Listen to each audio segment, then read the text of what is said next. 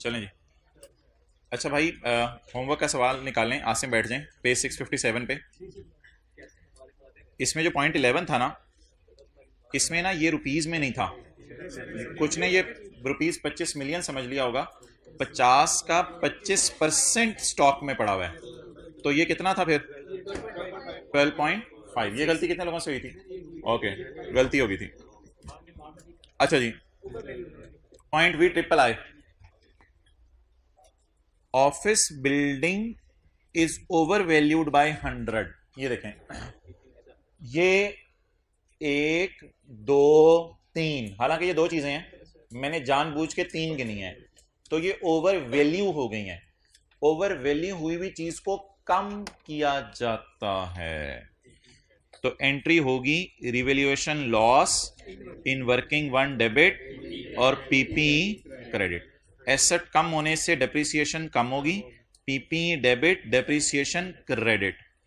अगर इसको मैं सिर्फ पी एंड एल के एंगल से डिस्कस करूं, तो खर्चों में जाके आपने ये वाली फिगर माइनस कर देनी थी, खर्चों में ये वाली फिगर माइनस कर देनी थी।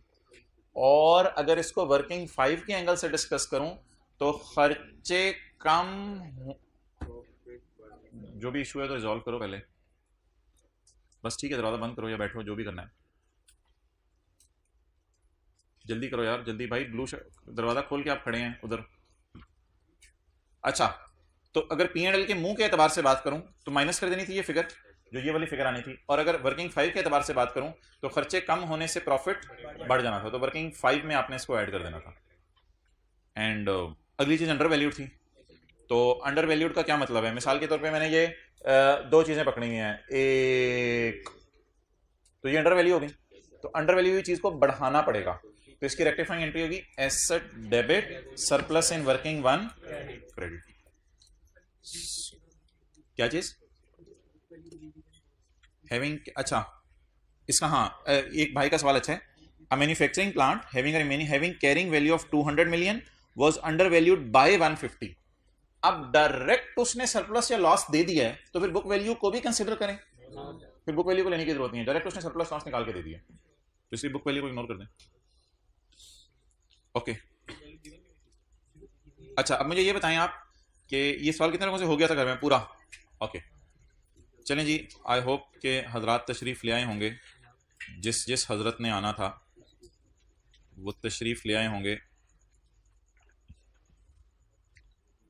कल एक चीज़, ओ हाँ,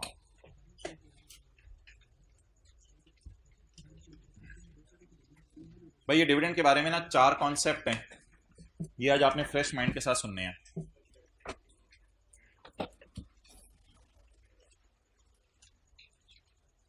कॉन्सेप्ट नंबर 1 डिविडेंड के बारे में।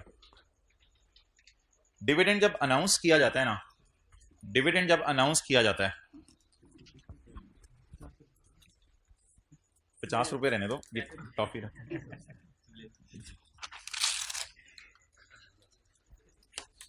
कॉन्सेप्ट नंबर 1, डिविडेंड जब अनाउंस करती है ना सब्सिडरी, सिर्फ इधर देखिएगा, डिविडेंड जब अनाउंस करती है ना सब्सिडरी, ऐलान करती है डिविडेंड का, तो ये होता है सब्सिडरी का डिविडेंड, जो सब्सिडरी अपनी किताबों में बांट रही होती है। लेकिन इसके जो एंटाइटल्ड होते हैं ना, वो पेरेंट 70% और एनसीआई 30% मिसाल के तौर पे, ठीक है। तो सब्सिडरी पूरा डिविडेंड बांटती है और इनको इनका हिस्सा मिल जाता है। ये इंशाल्लाह हम क्वेश्चन नंबर देखेंगे किसी क्वेश्चन में। क्वेश्चन 12 में इसकी काफी डिटेल से डिस्कशन हो चुकी हुई है। ऐसा ही है, क्वेश्चन 12 में 5 सिनेरियो थे ना, तो वो 5 सिनेरियो की डिस्कशन हो चुकी है। तो सब्सिडरी जब डिविडेंड बांटती है, तो सब्सिडरी की बुक्स में बांटना तो पूरी अमाउंट से जाता है, लेकिन पी की बुक्स में मिलना उसके शेयर से जाता है। ये तो सब्सिडरी के डिविडेंड पे बात है। डिविडेंड अनाउंस करती है सब्सिडरी। ये वाली डिस्कशन मेरी कंप्लीट हो गई, मैं आपको थोड़ी देर बाद नोट करने का टाइम दूंगा। ये वाली, आज तक कभी पेरेंट का डिविडेंड हमने नहीं बंटवाया, पेरेंट का डिविडेंड मैंने किसी सवाल में नहीं दिया, और जो पेरेंट का डिविडेंड होता था वो पेरेंट नहीं होता था, वो तो पेरेंट को जो सब्सिडरी का मिल रहा होता था वो होता था। पेरेंट खुद एक कंपनी है, उसने भी तो डिविडेंड देने अपने शेयर होल्डर्स को, वो आज तक किसी सवाल में नहीं मैंने डाला। भाई पेरेंट भी डिविडेंड का ऐलान करता है, पेरेंट भी ऐलान करता है डिविडेंड बांटने का। अब अगर पेरेंट ऐलान करता है डिविडेंड बांटने का तो इसके एंटाइटल्ड होते हैं इसके अपने ओनर, और वो बाबा जी रशीद, बाबा जी अकबर, और इसमें आपस की कैंसलेशन की जरूरत नहीं पड़ेगी क्योंकि ये पेरेंट तो अपने ओनर्स को बांट रहे। और अगर आप कहें पेरेंट अपनी किताबों से पूरा डिविडेंड बांटेगा और ये बाबा जी रशीद को भेज देगा, बाबा जी अकरम को भेज देगा, आंटी रशीदा को भेज देगा, अंकल बबलू को भेज देगा, अकरम को भेज देगा, असलम को भेज देगा, उसको भेज देगा, भेजते भेजते भेजते भेजते भेजते भेजते भेजते भेजते भेजते भेजते ये छोटा छोटा करके जो है वो डिविडेंड बांटा जा रहा होगा। ये कौन डिविडेंड बांट रहा है? तो इसके एंटाइटल्ड तो पीटीसीएल के तो 100-150 ओनर होंगे, तो जो 100-150 ओनर होंगे उनको ये डिविडेंड बांटा जा रहा होगा। लेकिन इसका न्यूमेरिकल आज तक हमने नहीं किया, लेकिन इसमें याद रखिएगा आपस की कैंसलेशन नहीं होगी। नोट कर लें कॉन्सेप्ट नंबर 1, डिविडेंड बांटा जा चुके, क्लास के बाद यहां पढ़ा।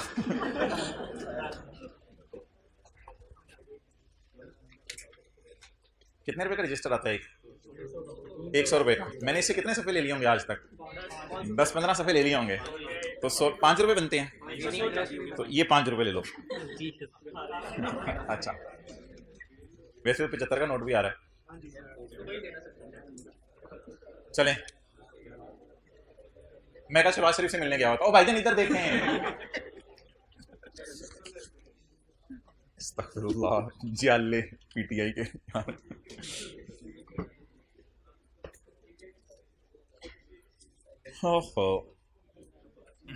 1970 में पीटीसीएल बनी थी, तो ये इसके ओनर थे। अच्छा, ये जो डिविडेंड अनाउंस वाली बात है ना, ये मैं छुपा रहा हूं और थोड़ा सा पहले पेरेंट वाला हिस्सा आपको खुला खुला करके शो कर रहा हूं।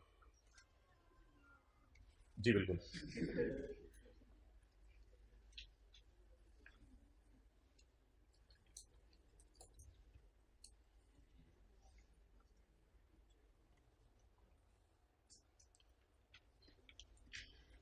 मरहबा मैरिज हॉल, अस्सलाम वालेकुम।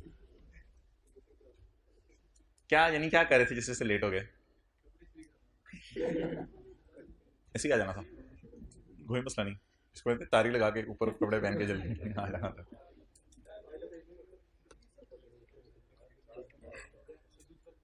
चलें जी, दूसरा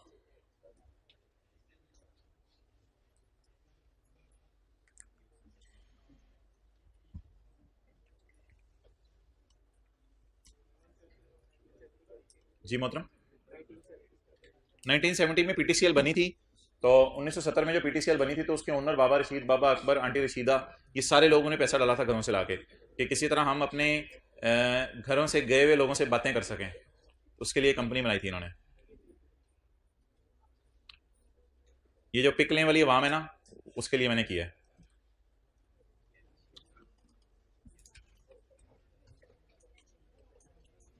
ओके,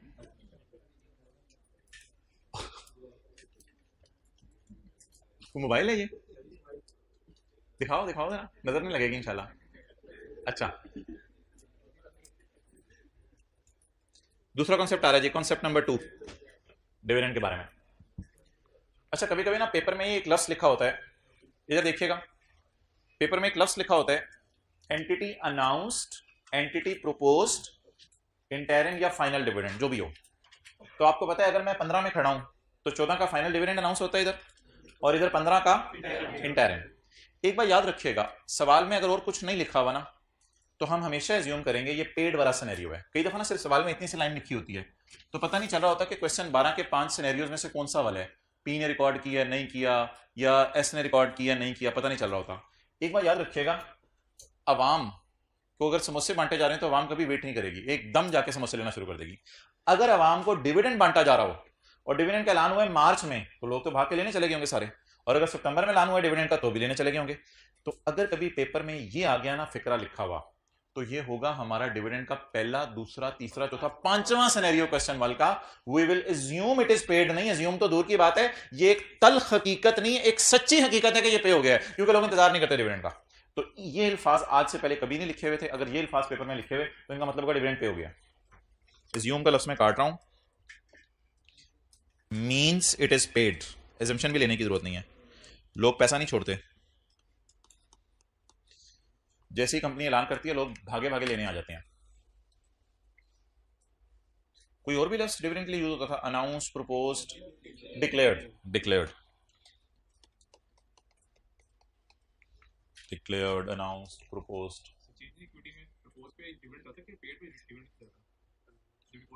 ये IS 37 में हम डिस्कस करेंगे। ओके, ओवर जी। कॉन्सेप्ट नंबर 3,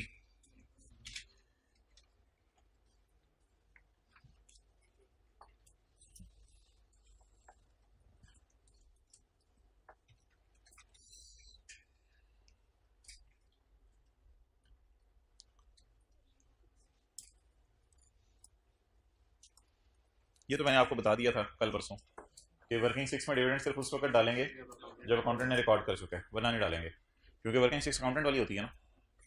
तो ये नोट कर लें, सवाल देख के बिल्कुल पता चलेगा। इंशाल्लाह इसकी रिवीजन ही होनी है आने वाले दिनों में। आप 3 सवाल मैंने कराने हैं, तीनों में डिविडेंड आएगा, ताकि ये चारों बातें अप्लाई हों। वर्किंग 6 में डिविडेंड सिर्फ उस वक्त डालेंगे जब अकाउंटेंट रिकॉर्ड कर चुका हो।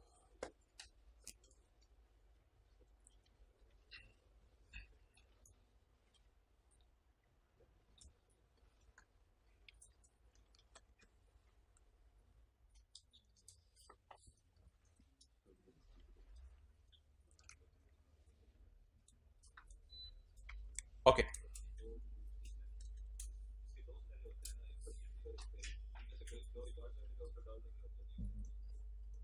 करेंगे इंशाल्लाह इसको। अभी बस ये लिखते रहो, इनको अप्लाई इंशाल्लाह मैं कराऊंगा खुद। ये कॉन्सेप्ट मैंने आपको एक दो दफ़ा ज़बानी बताया, एक बार सुन लें पहले। अच्छा, डिविडेंड की ना हमारी कुछ डिस्कशंस हैं। ये जो 1 और 2 3 डिस्कशन थी ना, सब्र करिएगा ज़रा। ये 1 और 2 वाली डिस्कशन एक जनरल डिस्कशन है, जिसको कहते हैं बेसिक अंडरस्टैंडिंग ऑफ कॉन्सेप्ट। 1 और 2 एक जनरल डिस्कशन है। 3 वाली डिस्कशन वर्किंग 6 के बारे में है, और 4 वाली discussion consolidated statement of comprehensive income के मुंह के बारे में है। यानी जो भी मैं आपको कॉन्सेप्ट 3 नोट करने को कहूंगा ना, कॉन्सेप्ट 3 नोट कर लिया आपने। कॉन्सेप्ट 3 जो आपने नोट किया ना, वो ये पता ना क्या है? कॉन्सेप्ट 3 जो आपने नोट किया ना, वो इसके बारे में है, ठीक है, इसके एतबार से डिविडेंड। कॉन्सेप्ट 4 जो भी मैं आपको नोट करने को कहूंगा, वो इसके बारे में होगा, P&L के मुंह के एतबार से। और एक और कॉन्सेप्ट है जो मैं आपको नोट नहीं करवाऊंगा, वो बैलेंस शीट के एतबार से है। वो तो पास्ट पेपर का वो जो प्रैक्टिस है, क्वेश्चन नंबर 12 जो हमने किया है, उसके अंदर बैलेंस शीट के एतबार से डिविडेंड किस तरह ट्रीट करना है, इस पे तो बहुत लंबी बहस हो चुकी है। बैलेंस शीट के सवालों में किस तरह डिविडेंड लेके चलने हैं, बहुत लंबी बहस हो चुकी है क्वेश्चन 12 में। वर्किंग 6 में डिविडेंड शो करने या नहीं करना, वो कॉन्सेप्ट 3 है अभी। और अगली बात, P&L के मुंह पे डिविडेंड माइनस करने या नहीं करना, ये अब मैं जो कॉन्सेप्ट आपको बताने लगा हूं, दैट इज कॉन्सेप्ट नंबर 4। तो इसमें पहले जरा ज़बानी सुन लें। इसमें जो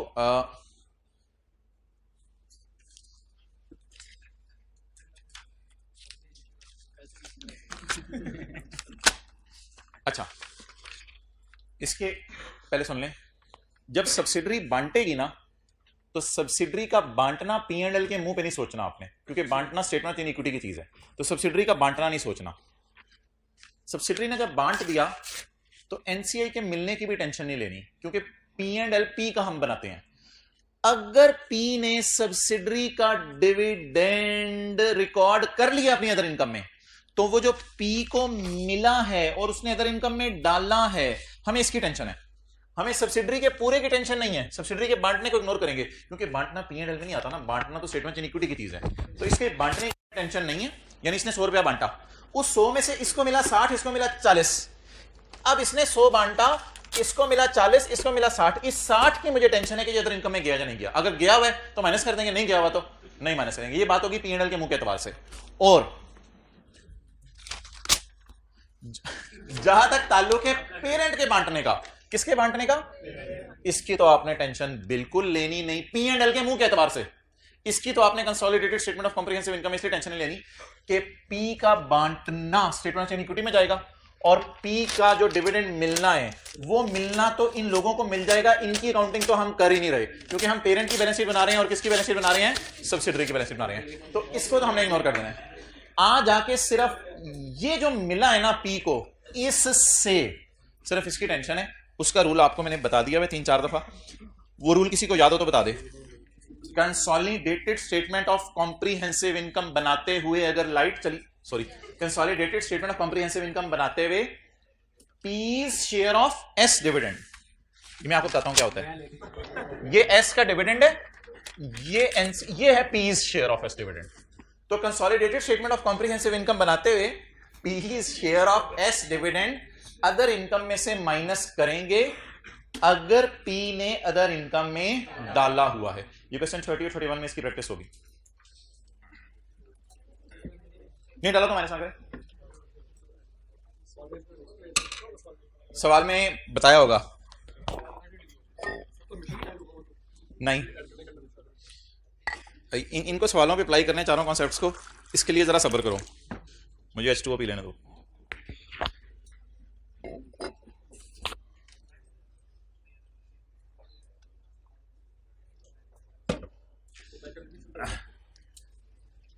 चलें जी।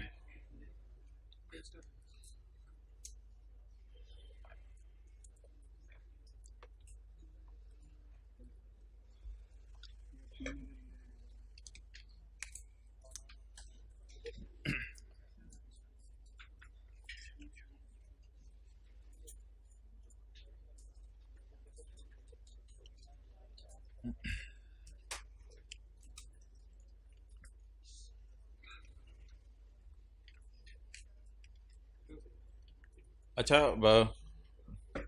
कल मैं घर में काफ़ी सोचता रहा कि आप लोगों ने माशाल्लाह हिम्मत करके आज आधा पौना घंटा निकाला है क्लास के बाद, तो उसमें मैं क्या ऐसा करूं कि आप लोग खुश हो जाएं। तो उसमें फिर मेरे जहन में आया कि पेज 778 बुक का निकालेंगे और इसमें statement of changes in equity FR1 वाली हम बनाएंगे। इसमें 2 गलतियां हम सही करेंगे। एक, अकाउंटेंट ने लीज को लीज नहीं समझा होगा, रेंट एक्सपेंस में डाल दिया होगा, और IAS 40 के अंदर अकाउंटेंट जो है वो कॉस्ट मॉडल से फेयर वैल्यू मॉडल की तरफ जाना चाह रहा होगा। तो उसके असरात हम statement of changes in equity में देखेंगे जो FR1 वाली होती थी। तो ये इंशाल्लाह हम सवाल आज आधे पौने घंटे के अंदर करेंगे।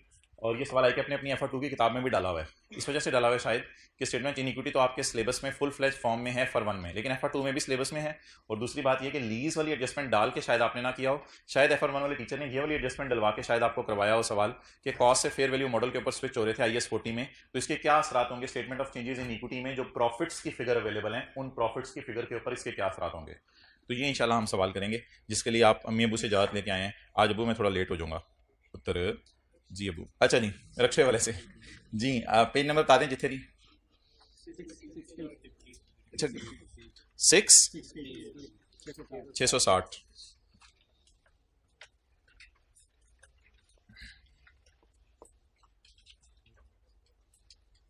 अच्छा भाई इधर 1 मिनट। अब जब मैं, अच्छा वर्किंग 6 तो मैं यहाँ बनाता ही नहीं, वर्किंग 6 तो हम इसी स्क्रीन पे बनाते होते हैं। जब मैं वर्किंग 6 का भी बनाया करूंगा तो आपने कॉन्सेप्ट 3 जहन में लाना है।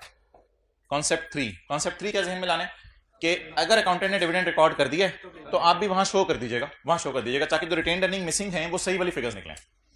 और जब हम वर्किंग 6 कर लिया करेंगे, आपको पता है उसके बाद हम बनाते हैं बैलेंस शीट। बैलेंस शीट बनाते हुए ना आपने डिविडेंड की एडजस्टमेंट को क्वेश्चन 12 की तरह पढ़ना है। जिस तरह क्वेश्चन 12 में डिविडेंड की एडजस्टमेंट पढ़ी थी उस तरह पढ़ना है और उस तरह पढ़ के बैलेंस शीट में ट्रीट कर लेना है। फिर जब आपने consolidated statement of comprehensive income का फेस बनाना है तो फिर आपने दोबारा जाकर डिविडेंड की एडजस्टमेंट को पढ़ना है। और डिविडेंड की एडजस्टमेंट को पढ़ते हुए आपने क्या सोचना है कि क्या पेरेंट के अदर इनकम में पड़ा हुआ है तो माइनस कर दीजिएगा, और एक और बात आखिरी कर दूं, वर्किंग 5 में डिविडेंड असल में कोई नहीं आता।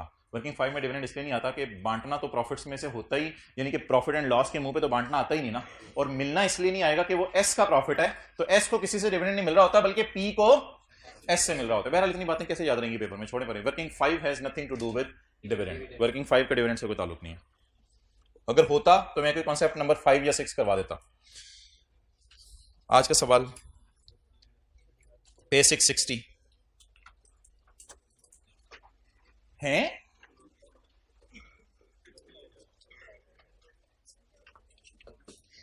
ये तो बैलेंस शीट दी हुई है सवाल में हमें, पहले तो टाइल दिया होता था और आरएस भी क्लोजिंग है, आरएस भी बैलेंस शीट में तो क्लोजिंग आती है ना। पहले हमें दिया होता था ट्रायल, पहले क्या दिया होता था ट्रायल में सेल और खर्चे प्रॉफिट कैलकुलेट होके आरई में नहीं गए होते थे। आज तो सेल और खर्चे निकल के प्रॉफिट भी दिया हुआ है। वो जो हम 500 माइनस 240 जमा 190 माइनस 40 करते थे वो नहीं करना पड़ेगा, वो नहीं करना पड़ेगा। और हम 300 माइनस 100 माइनस 20 करते थे, वो आज नहीं करना, लपेटियां मैं नहीं कर रहा कोई, वो नहीं करना पड़ेगा हमें आज, तो प्रॉफिट नहीं निकालना पड़ेगा। ठीक है, ये वर्किंग 6 में क्लोजिंग आरी आती थी, आज तो बैलेंस शीट बनी हुई है, इसका मतलब है प्रॉफिट वगैरह आरी में डाले जा चुके हुए हैं, तो ये आरी ऑलरेडी क्लोजिंग है। अच्छा, लेकिन स्टिल मैं वर्किंग 6 बनाऊंगा, I need opening retained earning, क्योंकि शायद ओपनिंग रिटेन्ड अर्निंग मुझे किसी और चीज के निकालने में हेल्प आउट कर दे, जो थोड़ी देर बाद मुझे पता चलेगा। लेकिन वर्किंग 6 सवाल शुरू करने से पहले हमने बनानी होती है, ये है सेपरेट फाइनेंशियल स्टेटमेंट्स का P&L, ये है सेपरेट फाइनेंशियल स्टेटमेंट्स की बैलेंस शीट। वर्किंग 6 है सेपरेट फाइनेंशियल स्टेटमेंट्स की statement of changes in equity. इसमें अगर अकाउंटेंट ने डिविडेंड डाला हुआ है तो हम डाल देंगे वर्किंग 6 में, नहीं डाला हुआ तो नहीं डालेंगे, कोई टेंशन ही नहीं। डिविडेंड नहीं डाला हुआ तो ना डालिएगा, बैलेंस शीट के मुंह पे सही कर तो लेने हमने बाद में चीजों को, तो इसलिए डिविडेंड को जरा जाके नजर मारते हैं। जब भी पेपर आए, आपने P&L बैलेंस शीट दिया होगा आपको, अक्सर आपने सेपरेट फाइनेंशियल स्टेटमेंट की स्टेटमेंट इन इक्विटी आपको खुद बनानी पड़ेगी, तो इन दोनों को साइड पे रखें, पहले जरा डिविडेंड की एडजस्टमेंट ढूंढा करेंगे, फिर सवाल शुरू किया करेंगे। तो डिविडेंड की एडजस्टमेंट ढूंढें। हमारा साल कौन सा है? 30 जून 16, 30 जून 16। शुरू कब हुआ होगा? 1 जुलाई 15। अच्छा, आमतौर पे ना इसको वैसे कहा जाता है 16 का साल, और पिछले साल को कौन सा कहा जाता है? 15 का साल। वैसे तो 30 जून 16 को खत्म हो रहा है तो इसे 16 का साल कहा जाता है, और ये 30 जून 15 को खत्म हो रहा है तो इसे 15 का साल कहा जाता है। बिल्कुल पहले तो इसे टैक्स ईयर 2016 कहते हैं, तो ये 16 का साल है, और ये कौन सा साल होगा? 15 का। S announce the final dividend of 30%, 30% 10 रुपये ना, 3/10। तू तो आए वो, तूने टेंशन डाली हुई है। 30%। S announce the final dividend of 30% इन सितंबर 15। जी भाईजान, फाइनल डिविडेंड अनाउंस हो गया है 30%, 30% फाइनल डिविडेंड अनाउंस हो गया है सितंबर में। सितंबर में अगर इंटरिम होता तो यहां कहीं जाके अनाउंस होता, ईयर एंड के पास, तो ये ईयर के शुरू में ही अनाउंस हो गया है। यार ये सिर्फ अनाउंस हुआ है या लोग ले भी रहे होंगे? और लोग कहां छोड़ते हैं, पैसा कौन छोड़ता है? इतने महीने हो गए डिविडेंड अनाउंस किए हुए। तो ये कॉन्सेप्ट नंबर 2, कॉन्सेप्ट नंबर 2।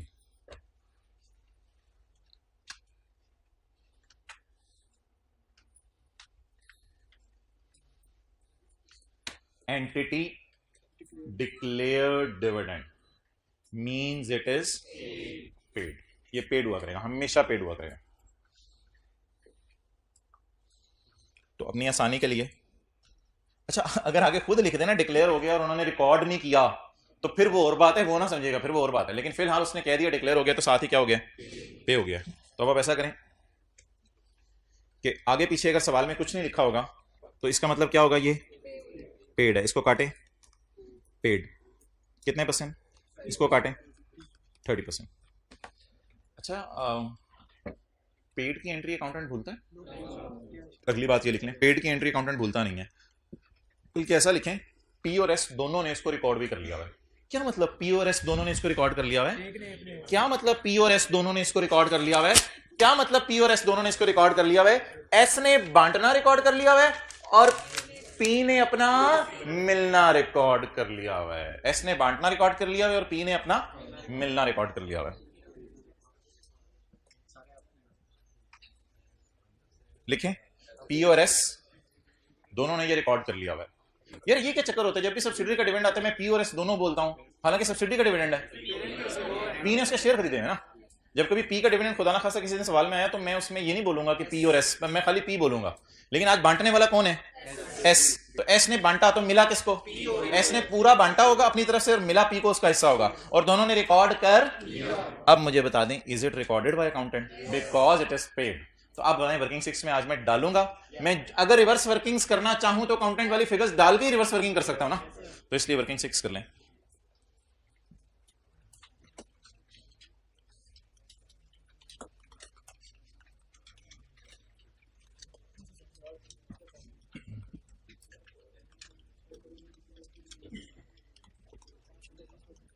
जी मोहतरम, ओपनिंग रिटेन्ड अर्निंग बताएं। मिसिंग है 1 जनवरी 2000, जुलाई,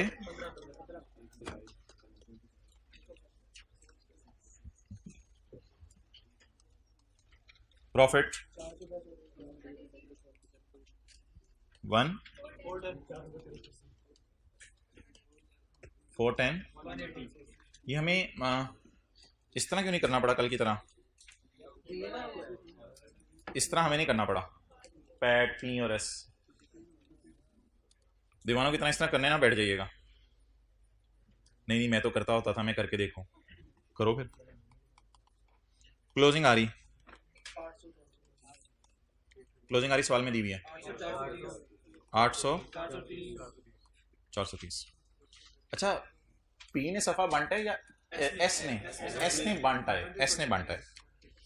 तो अब आप मुझे बता दें स्टेटमेंट ऑफ चेंज इक्विटी में डिविडेंड क्या होता है? ये एक बात याद रखिएगा, वर्किंग 6 की हेडिंग मिसिंग फिगर्स तो है ही। वर्किंग 6 होती है सेपरेट फाइनेंशियल स्टेटमेंट में statement of changes in equity का रिटेन्ड अर्निंग का कॉलम। वर्किंग 6 जब मैं कर लेता हूं तो मैं रिलैक्स हो जाता हूं कि मेरा सवाल का डाटा पूरा हो गया है। अब मैं सॉल्यूशंस की तरफ मूव करूं। चलें जी, अब आप मुझे ये बता दें डिविडेंड पी ने बांटा तो नहीं? बांटा नहीं, किसने बांटा है? एस ने। इधर ही कैलकुलेशन कर लेते हैं छोटी सी। अच्छा, डिविडेंड की परसेंटेज हमेशा लगती है शेयर कैपिटल पे, और उसके शेयर कैपिटल पे लगती है जो बांट रहा हो। आज बांटने वाला कौन है अभी? एस। कितना? 500 इंटू 30%, 150।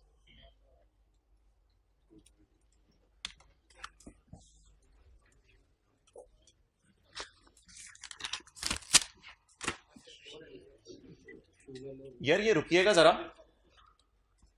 अभी दो चार ने रजिस्टर अपना लेके आ जाना इधर, छोड़ दें उसको। अच्छा ये रुकिएगा, ये तो एस वाली बात हो गई ना, बांटना। तो पी का मिलना, पी को जो मैंने क्या दोनों ने रिकॉर्ड कर लिया हुआ है, तो पी का मिलना। ओ भाईजान ये ना आप देखिएगा, पी का मिलना, ये जो 410 आ रहे हैं ना 410, इस 410 में जो अदर इनकम होगी, जब मैं इंशाल्लाह पी एंड एल का मुंह बनाऊंगा, उस अदर इनकम में ये वाला कागज का टुकड़ा पड़ा होगा, क्योंकि पी ने एंट्री की होगी cash debit other income credit. मैंने आपको अभी कहा दोनों ने एंट्री कर ली है। एस पेड डिविडेंड, इसका मतलब है एस ने पूरे इसका मतलब है एस ने, नहीं यार जरूरी है ना, मैं ऐसी हाँ तो मेरी दुश्मनी यहां से। इसका मतलब है एस ने पूरे की एंट्री कर ली है अपनी एसओसीआईई के मुंह पर, लेकिन ये एसओसीआईई में बांटना डालेगा, मिलना नहीं डालेगा। ये मिलना आपने किधर डालेगा? पैट में। तो इसने 150 पूरा बुक कर लिया, और 150 का 60% इंशाल्लाह कैश डेबिट अदर इनकम की क्रेडिट कौन कर चुका होगा? पी कर चुका होगा। क्लियर होगी ये बात? तो इसलिए ये ना कहिएगा कि उसका मिलना मुझे नजर नहीं आ रहा, बस इधर अनाउंस करने ही आएगा। ओके चलें जी, आज वर्किंग 6 में पहली दफा जब से हम पैदा हुए हमने डिविडेंड शो किया। द रीजन इज उन्होंने पे कर दिया, और पे करने वाले की एंट्री अकाउंटेंट भूलता नहीं है। तो एस ने पे करना भी शो कर दिया और पी ने मिलना भी शो कर दिया। ओपनिंग फिगर्स बैलेंसिंग, इन्हें मैं रेड मार्कर से लिख रहा हूं क्योंकि सवाल में अवेलेबल नहीं है। एंड 400। एक चीज बता दें और, क्लोजिंग आ रही के साथ डेट लिख देते हैं, ये डेट शायद हमें कहीं हेल्प कर दें।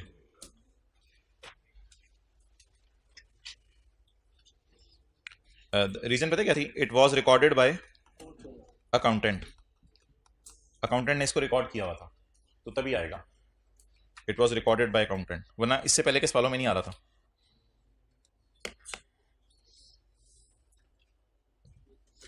ओके चलें जी, step 1 working 6, step 2 balance sheet बनानी है। क्या करूं? क्या करूं? नहीं वर्किंग 1 नहीं यार, खुदा का खौफ करो, चीजें ही भूल जाते हैं। ये लाइनें लगा लें, अब सवाल शुरू करें। और आज आरी को छेड़ने की जरूरत नहीं है, आरी पहले ही 316 पे पड़ गया।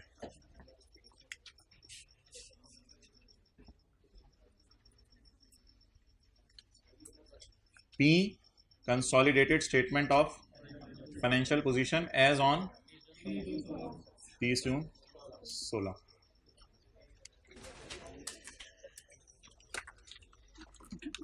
बिस्मिल्लाह। फिक्स है 700 600।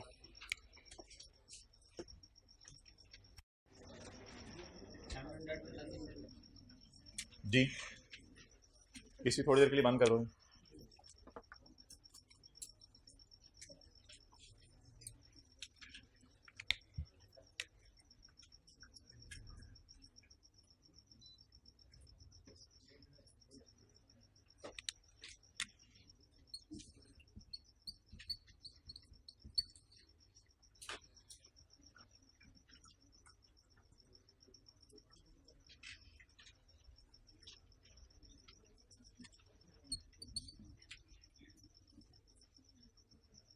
भाई जी बिन बिन बिन बिन बिन बिन बंद करते हैं खुदा के लिए, काफी देर से मैं। अच्छा आसिम शकूर खड़े हो जाएं, हाथ ऊपर कर लें। आज आप लेट आए थे। कि कल से हर उस साहब को खड़ा किया जाएगा जो हजरात लेट आ रहे हैं। आसिम बैठ जाएं, मैंने पीछे देखा हाथ खड़े कर लिया। इन्वेस्टमेंट इन एसेट कॉस्ट, इसको मैं किसी वजह से आज इनर कॉलम में लिख रहा हूँ, इसको मैं किसी वजह से इनर कॉलम में लिख रहा हूँ। अभी इन्वेस्टमेंट्स 200, करंट एसेट्स 725 और 393। हमें कैसे पता चलेगा इनर कॉलम में लिखना है? हमेशा इनर कॉलम में लिख लिया करें, कोई मसला नहीं, माइनस करके फिर उधर लिखनी लेके जानी है। हमें कैसे पता चलने के लिए अलग क्लास से नहीं होनी जी? कितना? 725 393। आगे हाँ जी 7 आगे। अच्छा वो ना टेस्ट एडजस्टमेंट थी एक फिक्स एसेट के बिकने वाली, वो मैंने इधर डाल दी है ताकि वो बड़ी टफ एडजस्टमेंट थी, उसको डिस्कस करना है। फिक्स एसेट बिकने वाली, उसमें रिमेनिंग लाइफ नहीं दी हुई थी असल में। अच्छा शेयर कैपिटल हो गया, रिटेन अर्निंग 800 और 430। अच्छा लोन पेबल टू पेरेंट, अच्छा ये बड़ी अजीब सी चीज़ है, देखें एक मजे की। सब्सिडरी की किताबों में लोन पेबल आ रहा है लेकिन पेरेंट की किताबों में लोन रिसीवेबल नजर। तो पॉइंट 1 इंशाल्लाह आपको हेल्प आउट करेगा, पॉइंट 1 आपको हेल्प आउट करेगा, भी पॉइंट 1 आपको हेल्प आउट करेगा। सब्सिडरी की किताबों में लोन पेबल आ रहा है तो थोड़ी सी ये कन्फ्यूजन सी आई माइंड में, लेकिन फिलहाल लोन पेबल लिख लें। डिबेंचर अगर लाइबिलिटी साइड पे आ रहे हैं ना तो ये पेबल वाले हैं, यानी आपने लोन लिया हुआ है। बहरहाल डिबेंचर्स के ऊपर तो हमारा एक पूरा स्टैंडर्ड है। डिबेंचर्स होते हैं वो 5 दिन लग जाने हैं समझाते हुए। Loan payable, loan payable 10, current liabilities कितनी? 75 और 53। अच्छा एब्रीविएशंस आपने ना यहाँ यूज नहीं करनी पेपर में। सब्सिडरी रिटेन अर्निंग पूरा लिखना है, कंसोलिडेटेड रिटेन अर्निंग पूरा लिखना है, नॉन कंट्रोलिंग इंटरेस्ट पूरा लिखना है, फिर ब्रैकेट में यहाँ एनसीआई, ब्रैकेट में सीआरई, ब्रैकेट में एसआरई। फिर यहाँ पे जब आप आएंगे तो यहाँ एब्रीविएशन यूज कर लीजिएगा, एसआरई, सीआरई, एनसीआई, यहाँ पे एब्रीविएशन यूज कर लीजिएगा। वर्किंग है ना, वर्किंग की जो हेडिंग है वो एग्जामिनर को बताएं कि वर्किंग की हेडिंग में मैं एब्रीविएशन यूज नहीं करूंगा, वर्किंग की हेडिंग में एब्रीविएशन यूज, उसके अंदर फिर एक दफा आप जाके यूज कर लें। ओके चलें जी। ऐसा करना, सारे बच्चों के ना एक एक नंबर काट लेना, हालांकि मैंने बताया नहीं हुआ था, लेकिन सारे बच्चों के ना एक एक नंबर काट लेना जिन्होंने वर्किंग की वो दी है। ये कौन सा एक का पेपर है? अच्छा चलें, अपने एतराज़ात एक एक पर्ची पे लिख दें, पर्चियाँ क्लास में आज काफ़ी हैं, तो मैं इंशाल्लाह क्लास के बाद जाके उनको लैपटॉप के बैग में रख लूँगा, अगले साल पढ़ूंगा इंशाल्लाह। The following information is relevant, following information शुक्र है रेलिवेंट है, इरेलीवेंट होती तो हमारा काम ही। The following information is relevant, investment in S. जैसे ही आपने इसको देखा ना आपकी नजर गई, आसिम शुक्र देखिए जरा, इन्वेस्टमेंट इन एस इंक्लूड, क्या पढ़ा हुआ इसमें? इंक्लूड भालू पढ़ा हुआ, include investment in debentures of S. It means, ये मैंने इट मींस पेपर में नहीं लिखा होगा, ये इसलिए लिखा है कि अभी हमने आईएफआरएस 9 नहीं पढ़ा हुआ, तो आपने आईएफआरएस 9 नहीं पढ़ा हुआ इसलिए मैं डिवेंचर के लॉस पे ज्यादा एक्सप्लेनेशन नहीं चाह रहा। आईएफआरएस 9 में इन्वेस्टमेंट इन डिवेंचर्स की जनरल एंट्री सीखेंगे हम। तो it means loan is provided by P to S, इसका मतलब है उसने लोन दिया हुआ है पी ने एस को। तो मुझे बता दें लोन दिया कितना हुआ है, कहीं और से पता चल रहा है क्योंकि पॉइंट 1 तो नहीं बता रहा, ये फेस से पता चल रहा था लोन कितना दिया हुआ है 10 का, तो इसका मतलब है 200 में जो 10 पड़ा हुआ है वो असल में होना चाहिए था लोन रिसीवेबल लिख लें, और ये बाकी आपने सऊदी किंग को पे किया है कितना? 190। तो 200 के 2 हिस्से करें, 10 के साथ लिखें लोन रिसीवेबल। लोन रिसीवेबल का मुश्किल सा नाम आईएफआरएस 9 में हम पढ़ेंगे इन्वेस्टमेंट इन डिवेंचर्स। तो 200 के साथ लिख लें लोन रिसीवेबल 10 रुपए के साथ, और 190 के साथ लिख लें पेड टू सऊदी किंग। असल में ना ये फिर इशू, और फिर आप उसी साइड पे जा रहे हो। इशू वो बंदा करता है जो बंदा लोन लेता है, लेने वाला एस है लोन, एस डिवेंचर इशू करेगा, पी उन डिवेंचर्स को खरीद के इन्वेस्टमेंट करेगा अपनी। तो ये कुछ इस किस्म की चीज है, लेकिन ना पड़े भी इन चक्रों में, इन्वेस्टमेंट और डिवेंचर्स आईएफआरएस 9 है इसके ऊपर, तो फिलहाल बस इसको छोड़ दें जी। सब्सिडी के पेबल्स में कितना पड़े? 10, और पेरेंट के रिसीवेबल्स में 10, इसमें छुपा हुआ पड़े, तो क्या करें? यार इसको अगर मैं ऐसे कर दूं तो आपको शायद पसंद आए, जरा देखिएगा। पहले नहीं, एक मिनट, पहले जरा छुपी हुई चीज को अलग से अगर मैं शो कर दूं, 10 तुम इधर आओ, तुम इन्वेस्टमेंट नहीं हो, तुम लोन रिसीवेबल हो। इसको कंसोलिडेशन की एंट्री ना समझे, इसे कोई रेक्टिफाइंग एंट्री टाइप समझे कि 10 तुम इन्वेस्टमेंट नहीं हो, तुम तो लोन रिसीवेबल हो। अब अल्लाह का शुक्र है इसमें तो 190 बच जाएगा बाकी। अब ये 10 और 10 को जो मैं कैंसिल करने लगा हूं, तो that will be my consolidation adjustment, that will be my consolidation adjustment. वो कौन सी? आपस के रिसीवेबल और पेएबल नजर नहीं आने चाहिए। देखिएगा मैंने क्या किया,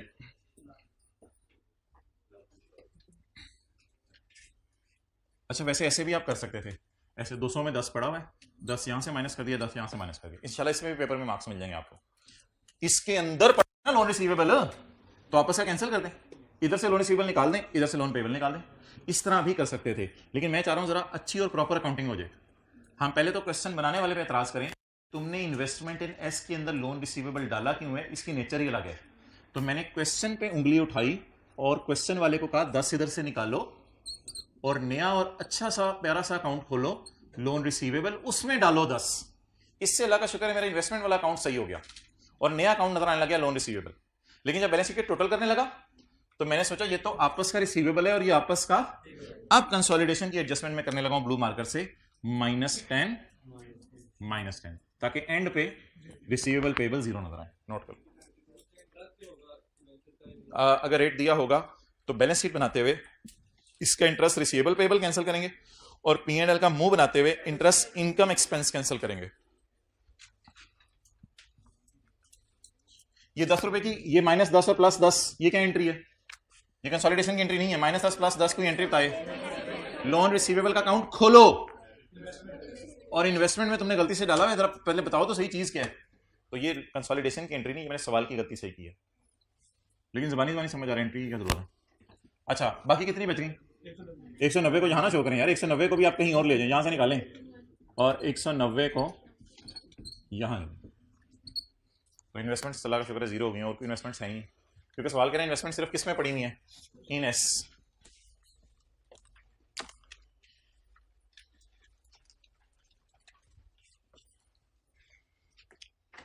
चलिए अगली एडजस्टमेंट, ये भी आपके लिए आज नई है।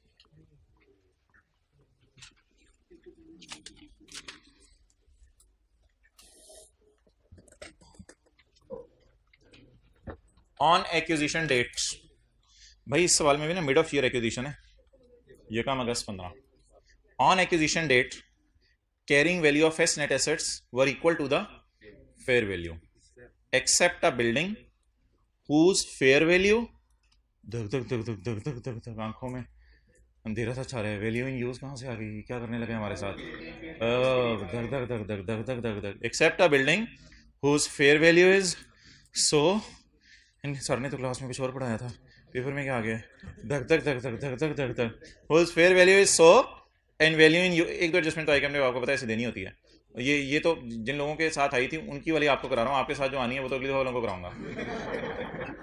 मुझे क्या पता आप लोगों की दफा क्या आनी है। बहरहाल आप लोगों की जो 70-80% एडजस्टमेंट होंगी वो क्लास वाली आएंगी, ये मैं कह सकता हूँ, बाकी जो 10-20% होंगी वो अगली दफा वालों को करा देंगे। और क्या कर सकता है बंदा। On acquisition date carrying value of S net assets, बहरहाल ये मैं इंश्योर आपको कर दूंगा कि आई कैप की स्टडी टेक्स्ट के अंदर जितने कॉन्सेप्ट्स हैं वो हम कवर करेंगे। अब वो कॉन्सेप्ट में कोई नए लफ्ज डाल के कर दे तो अगली दफा वालों को बता दिया जाएगा। On acquisition date carrying value of S net assets were equal to the fair value except a building whose fair value and value in use was 100 and 140 respectively as against carrying value of 120। ये बात आपने नहीं पढ़नी अभी, ये एक पूरा concept है, अगर टाइम मिला तो इसको मैं क्लास के एंड पे पढ़ूंगा, ये तो एक पूरी अलग चीज़ है। अच्छा भाई 3 वैल्यूज उसने दे दी हैं, एक उसने कैरिंग वैल्यू दे दी है, एक उसने वैल्यू इन यूज दे दी है, एक उसने फेयर वैल्यू दे दी है, 3 वैल्यूज दे दी हैं। ऐसी सूरत में आपने वर्किंग नंबर हमारी 8, वर्किंग नंबर 8, ऐसी सूरत में आपने 2 चीज़ें निकालनी है, आपने रिवैल्यूएशन गेन लॉस अलग निकालना है और आपने इंपेयरमेंट गेन लॉस अलग निकालना है। इंपेयरमेंट गेन तो होता नहीं, इंपेयरमेंट लॉस ही होता है। तो ऐसी सूरत में आपने 2 चीज़ें करनी है। तो उसमें एज आ स्टेप 1 हम निकाला करेंगे fair value gain loss, fair value gain loss. इसके बाद स्टेप 2 के तौर पर हम निकाला करेंगे इंपेयरमेंट लॉस। चलें जी शुरू करते हैं। सबसे पहले आप मुझे बताएं कि बुक वैल्यू कितनी है। Book value 100। अभी मैं फेयर वैल्यू गेन लॉस निकालने लगा हूं। Fair value 100। अब मुझे आप बता दें कि मेरा रिवैल्यूएशन सरप्लस आ रहा है, रिवैल्यूएशन लॉस आ रहा है। रिवैल्यूएशन लॉस कितना? 20। इस 20 की जनरल एंट्री मुझे बता दें। Revaluation loss in working 1 debit और PP. Revaluation loss in working 1 debit और पीपी क्रेडिट। अच्छा, ये हो गए 20 रुपए की एंट्री। ये मैंने फेयर वैल्यू गेन लॉस निकाला है या मैंने इंपेयरमेंट लॉस निकाला है? फेयर वैल्यू गेन लॉस निकाला है। अगली चीज मुझे चाहिए इंपेयरमेंट गेन लॉस। वो गेन तो होता नहीं, इंपेयरमेंट लॉस ही होता है। अब मैं जरा साइड पे ना इंपेयरमेंट लॉस की कैलकुलेशन करने लगा हूं। इंपेयरमेंट लॉस में आपकी क्या सजेशन है? मैं रिवाइज्ड बुक वैल्यू लूं जो मैं एडजस्टमेंट कर चुका हूं एक उसके बाद वाली, या ऊपर वाली बुक वैल्यू ले लूं 120? भाई फिर एडजस्टमेंट करने का फायदा नहीं ना, अगर रिवाइज बुक वैल्यू आपने नहीं ली तो। एडजस्टमेंट करने का फायदा ही होता है स्टेप 1 में फेयर वैल्यू गेन लॉस निकाल के एसेट को फेयर वैल्यू पे ले आए। अब बुक्स में एसेट की एंट्री करने के बाद फेयर वैल्यू पे आ गया। अब अगली एडजस्टमेंट किसकी करनी है? इंपेयरमेंट टेस्ट की एडजस्टमेंट नहीं करनी, इंपेयरमेंट टेस्ट से गुजार के डिसाइड करना है कि इंपेयर करना है या नहीं करना। अब आप मुझे बता दें बेहतर क्या है कि मैं इंपेयरमेंट लॉस निकालते हुए कौन सी वाली बुक वैल्यू लूं? रिवाइज्ड वाली। रिवाइज्ड वैल्यू जरा बता दें कितनी आ रही है? 100 आ रही है। अच्छा, इसको अब हमें कंपेयर करना होता है, आपको पता है, रिकवरेबल अमाउंट से। रिकवरेबल अमाउंट, और रिकवरेबल अमाउंट आपको पता है होती है higher of fair value minus cost to sell और value in use. Fair value cost to sell तो दी नहीं, लेकिन फेयर वैल्यू तो दी। या फेयर वैल्यू को दोबारा नजर मार के आए, सवाल में कितनी है? 100 100 100। फेयर वैल्यू को नजर मारे, सवाल में कितनी है? 100 100 माइनस 0 100। Value in use 140। दोनों में से हायर 140। अब अगर मैं इधर बताऊं कि इंपेयरमेंट लॉस आया है या नो इंपेयरमेंट लॉस। अब अगर नो इंपेयरमेंट लॉस, देखते रहें, खुदा ना खास्ता पेपर में आ भी तो सकता है इंपेयरमेंट लॉस। अगर इंपेयरमेंट लॉस आ जाता तो मैं रिवाइज्ड वैल्यू, तो मैं इंपेयरमेंट लॉस को यहां रिकॉर्ड करता। इंपेयरमेंट लॉस को अगर आता, इंपेयरमेंट लॉस फिलहाल कितना आया है? 0। तो इन द एंड एसेट 100 पे ही रहेगा, क्योंकि इंपेयर मेरा एसेट हुआ ही नहीं। इस 100 रुपए की एंट्री इंपेयरमेंट, 0 रुपए की impairment loss in working 1 debit PP. अल्लाह का शुक्र है ये 0 रुपए से एंट्री होगी, एंट्री हमारी होनी ही नहीं है। चलें जी नोट कर लें।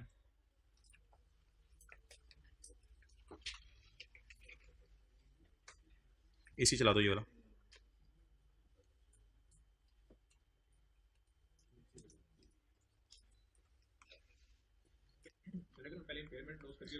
नहीं यार, वो थोड़ा सा रिस्की हो जाता है, स्टेप्स को फॉलो करो।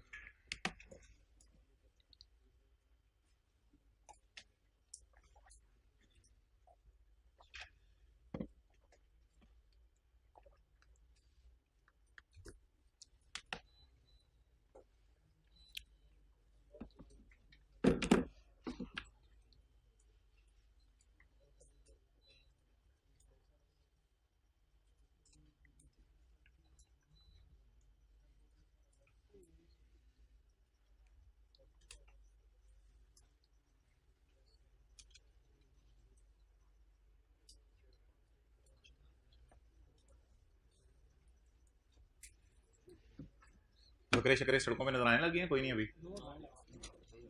अच्छा, ऊंट नजर आ रहे हैं। छुरी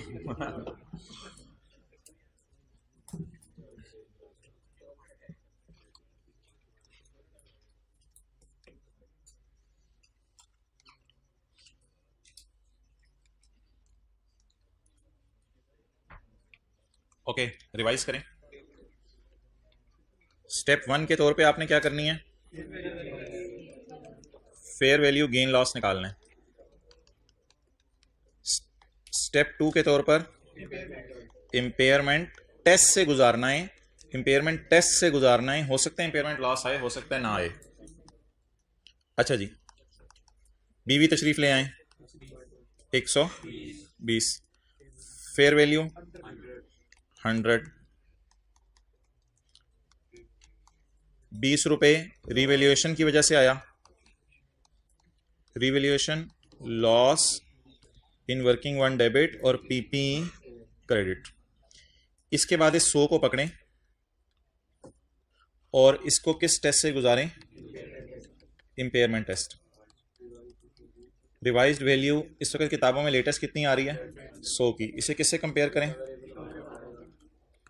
recoverable amount is higher of fair value minus cost to sell, 100 minus 0 100, value in use higher 140, no loss. इस नो लॉस की एंट्री करें 0 रुपए की और इसका नाम रखें यहां impairment loss. Impairment loss in working one debit और पीपी क्रेडिट। चलें जी, अब ये पोस्टिंग कर दें। अब मेरे पास जगह नहीं बची, आप इधर 20 रुपए और 20 रुपए लिख लें, इधर 0 रुपए और 0 रुपए लिख लें। नहीं, इंपेयरमेंट लॉस भाईजान ये एक्विजिशन डेट वाला होगा। एक्विजिशन डेट वाली कोई चीज वर्किंग 2 में नहीं जाएगी, सारी वर्किंग 1 में जाएंगी।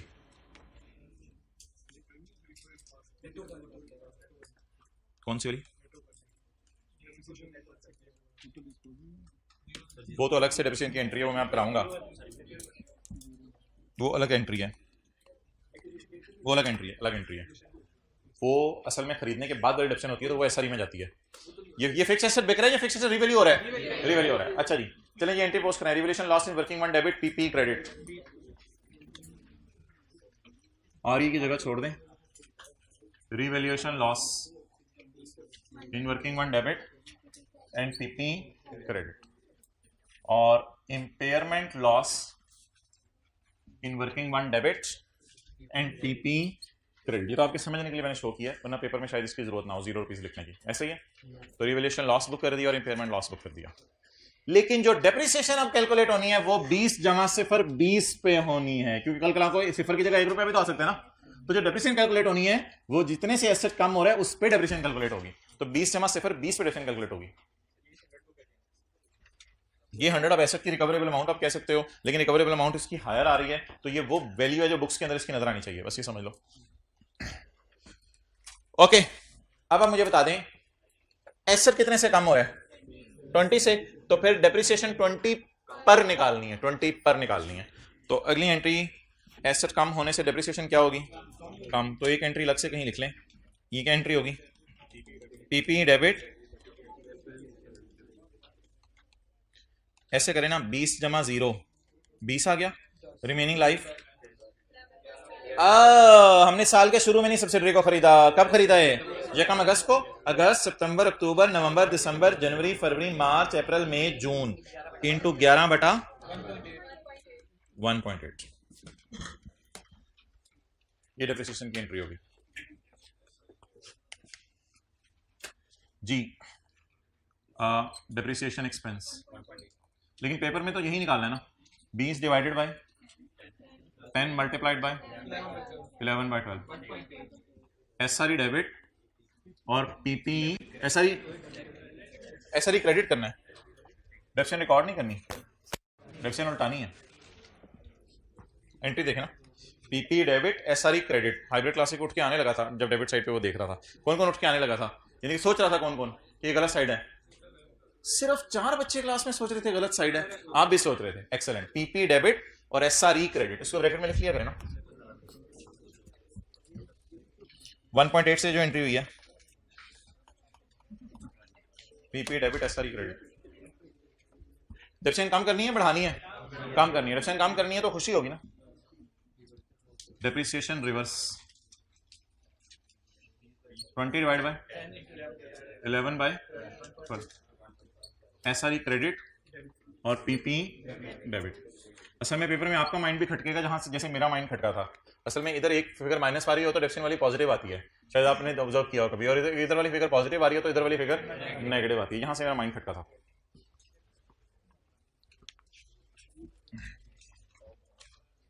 उधर ही रखो।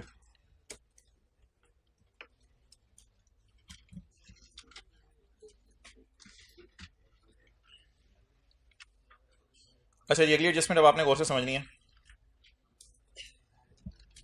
बड़ी और से समझनी है।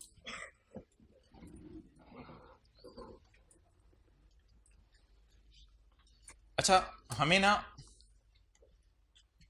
अगली एडजस्टमेंट है डिस्पोजल ऑफ पी। अच्छा, वो मैंने छुड़वा दी अभी फिलहाल। ये कोई लाइनें लिखी हुई थी, group follows cost model, fair value of building has increase to 110। ये बड़ी अजीब सी लाइनें हैं और इसके पीछे पूरा बैकएंड पे कॉन्सेप्ट है, शायद कल ही इसको डिस्कस कर लेंगे, लेकिन ये लाइनें फिलहाल मैंने काट दी हैं। ओके, अच्छा अगला जी पॉइंट 3 है और उसके बाद पॉइंट 4 तो सिंपल S2P है, फिर हमारा सवाल खत्म हो जाएगा। तो बैलेंस शीट टैली टूली करके देख लेंगे, टाइम बचा तो कुछ कर लेंगे। पॉइंट 3, अच्छा मुझे आमतौर पे ये होता था कि अगर फिक्स्ड एसेट सेल होते थे ना, तो फिर अगर सेलर होता था P, तो हम डिस्पोजल अकाउंट खोलते थे सेलर के नाम से, P की बुक्स में सेलर, और बिके हुए एसेट की बुक वैल्यू गिवन होती थी, बिके हुए एसेट की बुक वैल्यू गिवन होती थी, क्योंकि P ने तो पता नहीं कब का खरीद के रखा हुआ है, तो बिके हुए एसेट की बुक वैल्यू गिवन होती थी और बिके हुए एसेट का जो सब्सिडरी से कैश आया वो गिवन होता था, बैलेंसिंग गेन लॉस आ जाता था। लेकिन प्रैक्टिकली क्या होता होगा, प्रैक्टिकली जरा आपने मुझे सोच के बताना क्या होता होगा। पेरेंट ने एक एसेट खरीदा 4 साल के लिए 100 रुपए का, सोचा था इसको 25-25-25 करके डेप्रिशिएट करूंगा, और ये एसेट इसने खरीदा था 1 जनवरी 11 को, 31/12/11, 31/12/12, 31/12/13 और 31/12/14। इसने सोचा 4 साल इस्तेमाल करूंगा। डेट ऑफ परचेज है 1 जनवरी 11, टोटल लाइफ है 4 साल। अब आप मुझे बता दें, यहां पे जाके हमने P sold it to S, P ने इसको S को बेच दिया।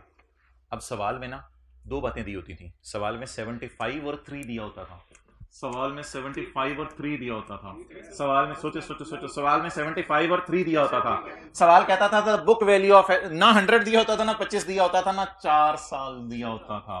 सवाल में दिया होता था book value of the asset at the time of disposal was 75 and the remaining life is 3 years। सवाल में ये दिया होता था।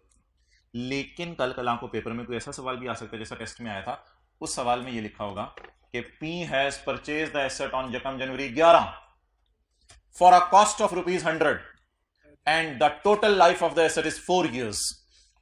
After 1 year, that is 31/12/11, P after using it for 1 year, P has decided to sell it to S। अब हमें तो वही चीजें चाहिए, 2 चीजें हमें चाहिए, बुक वैल्यू, बुक वैल्यू तो फिर हमें डेप्रिशिएट करना पड़ेगा 100 को पेपर में। ये डेप्रिसिएशन उल्टाने वाली नहीं होगी, ये वो डेप्रिसिएशन होगी जो बुक वैल्यू निकालने में हेल्प करेगी।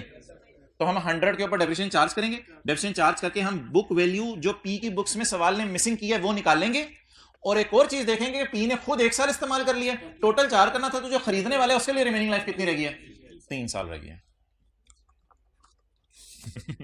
ओ यार, अच्छा अब जरा देखें, ऑन 1 अक्टूबर 15, सवाल में 1 जून था शायद टेस्ट वाले में, on 1 October 15 P sold a machine to S for 24। अच्छा, हम बड़े मजे मजे से चल रहे थे, P sold a machine to S for 24, ऐसे बालू भबलू की तरह जबरदस्त कंधे ऊपर कर करके जबरदस्त। P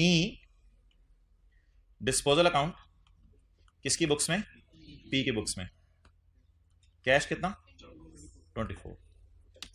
यहां तक हम बड़े मजे मजे से चल रहे थे। 1 अक्टूबर को P ने S को 24 की चीज बेची, the machine had been purchased, ये क्या हो गया, the machine had been purchased on 1 October 13 for ₹26। ये यार ये क्या चक्कर है, 1 मिनट, बिक तो 1 अक्टूबर 15 को रही है, तो फिर ये खरीदी 1 अक्टूबर 13 को किसने होगी, जिसने पहले खरीदी थी वो तो P था ना। ये तो सोच, सिंपल सी बात है, the machine had been purchased on 1 October 13, तो किसने खरीदी होगी 1 अक्टूबर 13 को, तो P ने 2 साल पहले की खरीदी हुई है 1 October 2000 on the date of purchase. इसे कुछ बच्चे समझे थे एक्विजिशन ऑफ सब्सिडरी, ये एक्विजिशन ऑफ सब्सिडरी की डेट नहीं है, on the date of acquisition of the machine was, ये मशीन के खरीदने की तारीख है, जिस दिन मशीन खरीदी थी यानी 1 अक्टूबर 13 को, उस दिन मशीन की अपनी टोटल लाइफ थी 10 साल, और वो अंदाजा अभी तक बदला नहीं है। अंदाजा अभी तक बदलने का ये मतलब नहीं होता कि आपने रिमेनिंग लाइफ 4 साल ले लेनी है। जब ये चीज खरीदी थी 4 साल इसकी लाइफ थी, जहां पे खड़े होके भी हमारा ख्याल है 4 साल ही लाइफ है, तो भाई रिमेनिंग तो 3 है ना। और वो अंदाजा अभी तक बदला नहीं, अल्लाह का शुक्र है। इसकी टोटल लाइफ स्टिल कितने साल है? 10 साल। गेन ऑन डिस्पोजल वॉज गलती से रिकॉर्डेड इन सेल अकाउंट। ये तो कोई मसला नहीं यार, बैलेंस शीट के एतबार से परेशान ना हो। कोई चीज़ सेल में चली जाए या अदर इनकम में चली जाए, प्रॉफिट में पड़ी होती है। तो बैलेंस शीट के सवाल के एंगल से परेशान ना हो, P&L के सवाल के एंगल से जब ये लाइन आएगी ना तो मुझे बताइएगा। However gain on disposal was गलती से रिकॉर्डेड इन सेल, गेन गलती से सेल अकाउंट में डाल दिया। तो आमतौर पर गेन आपको पता है डाला जाता है अदर इनकम में, लेकिन गेन इसने कहाँ डाल दिया? मेरे ख्याल से सेल हो या अदर इनकम हो, दोनों ऐड ही हुई होती है प्रॉफिट तक पहुंचते हुए। अच्छा, ये तो अगला ट्विस्ट था, इस ट्विस्ट को जरा फारा करें, ये मैं आपको बाद में समझाता हूँ। आप बता दें जी, what was missing in paper? Number 1, book value in the books of seller on the date of sale, that is यकम October 2015, and the remaining life was also missing. अब बुक वैल्यू निकालने के लिए हमें सोचना पड़ेगा कि खरीदने वाले ने कितने का खरीदा था? 26 का। लेकिन ये 10 पे अगर डिवाइड करेगा फिर तो 1 साल की डिडक्शन आएगी।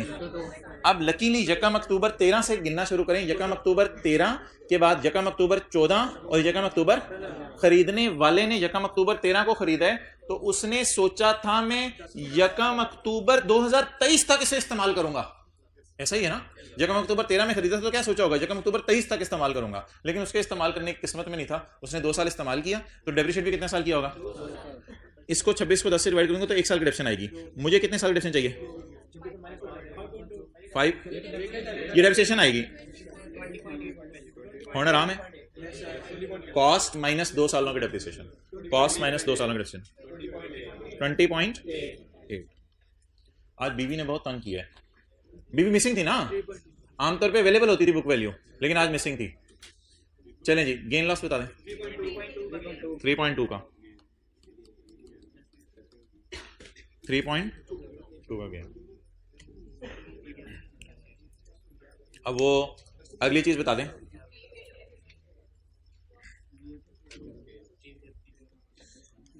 अगली चीज जल्दी बता दें।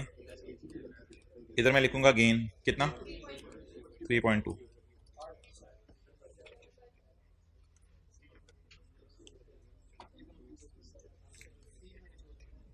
गेन बोले 3.2।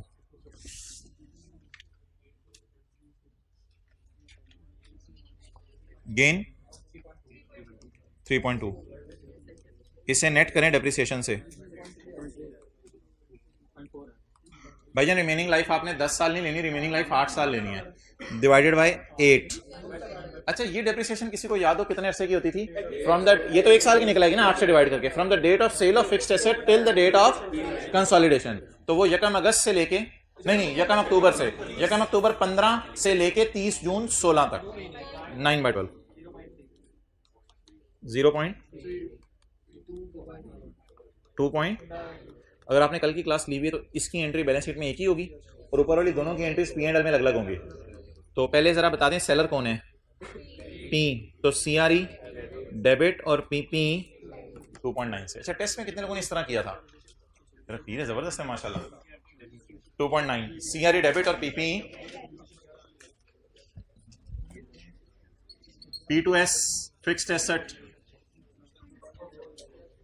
या चुप कर जाओ, CRE डेबिट, डेप्रिसिएशन की जरूरत नहीं, नेट करके हमने एंट्री कर दिया डेप्रिसिएशन से।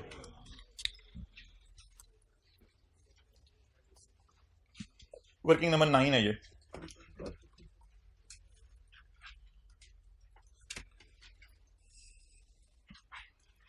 असल में 2 साल उसने खुद इस्तेमाल किया था, टोटल लाइफ 10 साल है, तो अब खरीदने वाला फिर 8 साल के ऊपर डेप्रिशिएट करा होगा।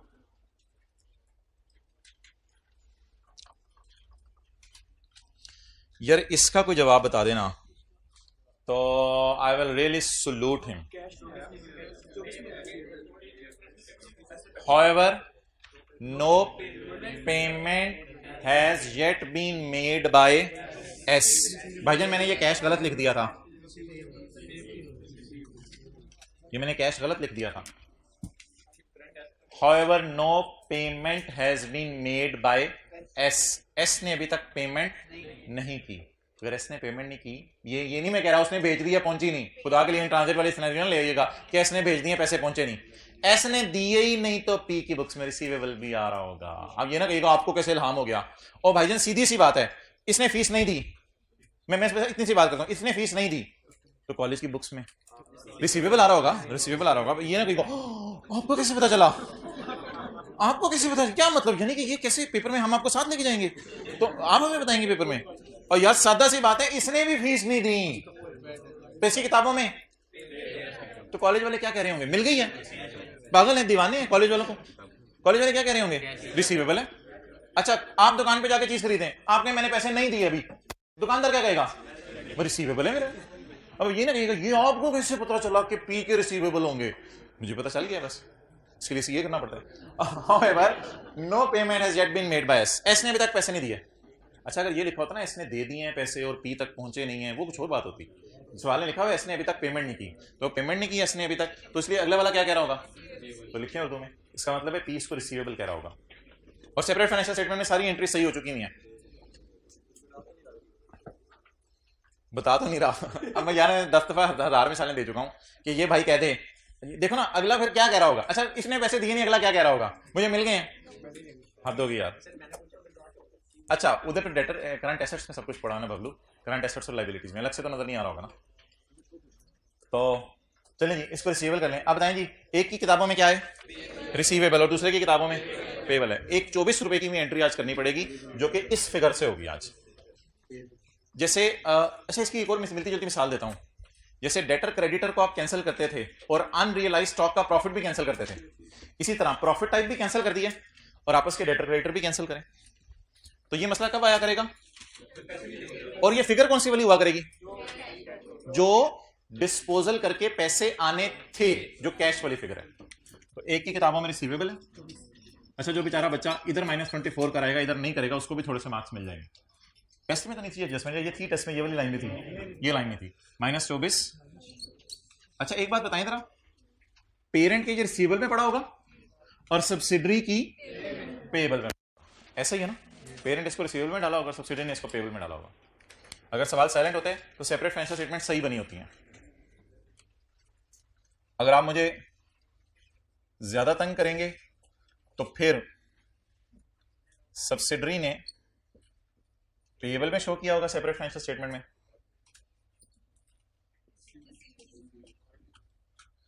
और पेरेंट ने रिसीवेबल में। ये सेपरेट फाइनेंशियल स्टेटमेंट में एंट्रीज हो चुकी हुई हैं, इसने खरीदा है एसेट, इसने बेचा है। अगर मुझे ज्यादा तंग करेंगे तो ये 24 रुपए का एसेट है जो कि बेचा गया, उसकी बुक वैल्यू 20.8 थी और इसका गेन 3.2 था।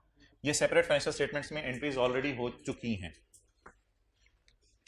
बेचने वाले ने रिसीवेबल बुक किया हुआ है और खरीदने वाले ने, कहां से पता चला, S has not made the payment, it means it is, then it means for this person it is. तो ये एंट्रीज हो चुकी हुई है। अब इसमें हमने आपस का गेन कैंसिल करना है और आपस के डेटर क्रेडिटर कैंसिल करने हैं।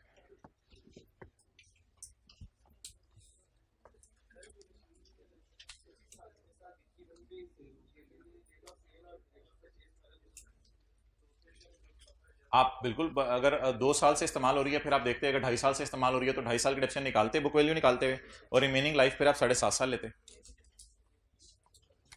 ओके चलिए जी आखिरी एडजस्टमेंट, ये तो वो आसान सी है, S to P, P to S.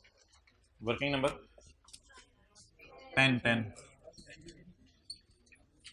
जी भाईजान। सोल्ड कितने हैं 80, अनसोल्ड 20, अनसोल्ड का प्रॉफिट 20 डिवाइडेड बाय 125। अब तो बड़े हो जाए 100 वाले, खुदा का खौफ करें, मल्टीप्लाइड बाय 4। अच्छा इसकी बैलेंस शीट के एतबार से एंट्री मुझे इस साइड पे लिखवा दें और पीएनएल के एतबार से मैं बाद में बात करूंगा। Cross cross SRE debit stock credit, S to P stock, SRE debit stock credit -4।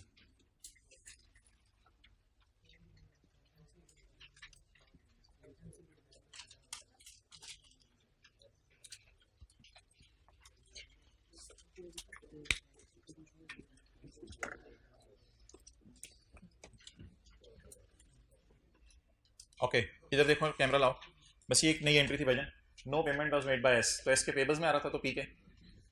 अच्छा ये जो 0.5 है ना,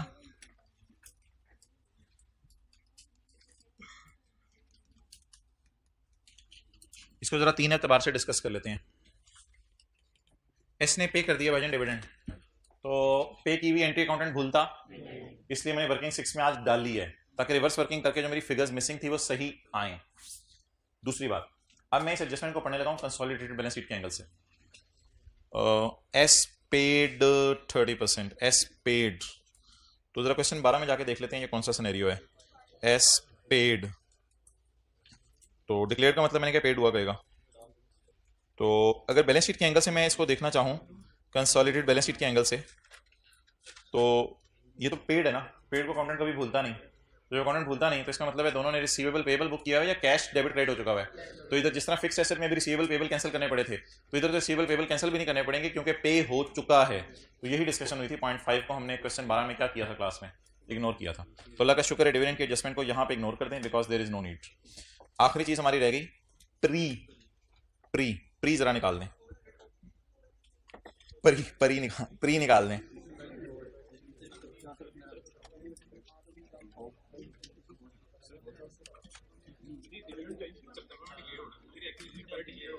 वो नहीं है हमारे स्कोप में, वो फिर सऊदी किंग के साथ वर्किंग वन में एडजस्टमेंट्स होती हैं कुछ, वो फिर कुछ और होती हैं, वो नहीं है हमारे स्कोप में।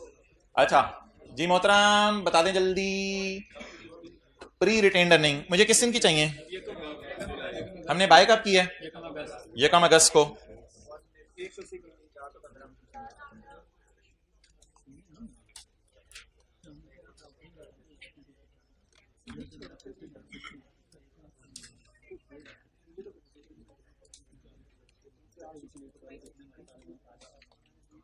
भैया स्काई ब्लू वाली चीजों को देखने की जरूरत नहीं है, स्टार्ट से चलते हैं ना।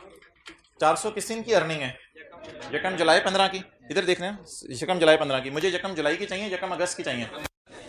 अगर ये ओपनिंग आ रही भी सऊदी किंग की है और 180 का 1/12 भी सऊदी किंग के, बाकी 11/12 P&L का मुंह जब बनाने लगेंगे मुझे याद कराइएगा वो हमारा होगा, ठीक है।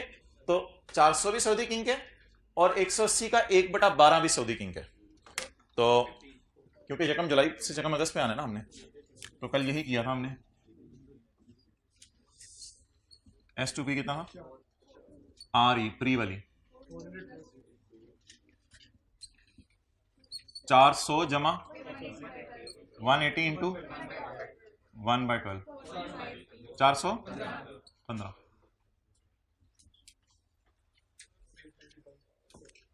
चलिए मैं आपको 1 मिनट दे रहा हूँ, बैलेंस शीट टैली करें।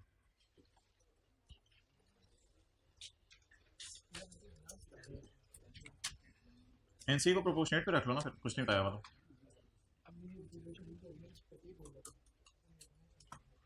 जल्दी कर लें यार, खुला टाइम मिल गया 15 मिनट P&L के लिए। मेरे तो ख्याल से 5 मिनट भी क्लास के एंड पे बच जाया करें P&L के लिए, तो वो भी काफ़ी होते हैं क्योंकि वर्किंग्स में सारी फिगर्स निकल चुकी होती हैं।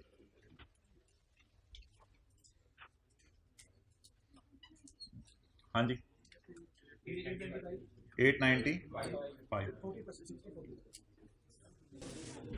895 इंटू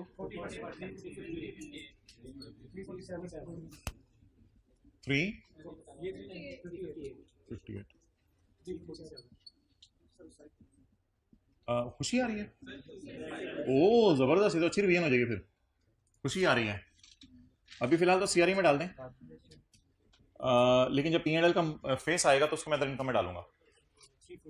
तो balancing negative goodwill 347, negative goodwill 347, ये वाला जी। आज तो बस CRE NC डायरेक्ट निकलवा दें, मुझे लाइन को टेढ़ा करते हुए मुझे शर्म आती है। 7.7 5.1 7.7 5.1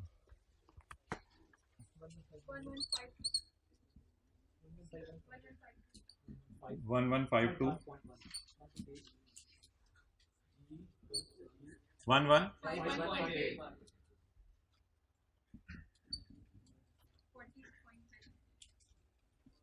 363.1।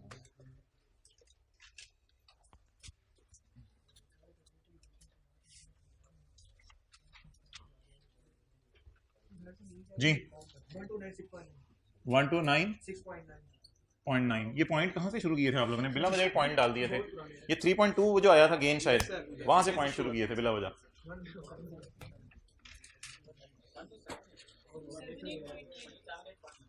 127.8.9 10 236.8.9